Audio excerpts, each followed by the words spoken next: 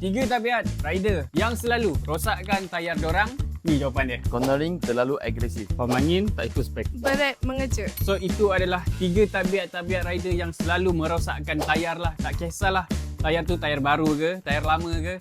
Kalau dorang ada tabiat-tabiat macam ni, memang confirm tayar ni takkan bertahan lama lah. Terus auto rosak, auto tak boleh nak pakai. Bukan tak boleh nak pakai, boleh pakai. Cuma tak selamat untuk dorang pakai dalam jangka masa yang panjang. Kalau korang nak jaga korang punya motor, nak jaga korang punya keselamatan, pastikan 3 benda tu korang kena elak. Dan aku nak bagi tahu dekat sini, dekat KSY DJCC, aku dah masukkan tayar-tayar Zentrax dekat sini. So untuk korang yang nak dapatkan tayar aku, korang boleh datang dekat kedai ni, walk in je. Ataupun korang boleh je beli dekat online. Korang masuk je ke dorang punya page, dekat TikTok ada, dekat Shopee pun ada. Kedai ni ada 2 kedai. Satu kedai untuk jual aksesori, satu kedai pula untuk bahagian pemasangan. So nak dapatkan tayar aku, boleh datang sini, check out Zentrax Grip Padu Red Laju for the local. Ciao.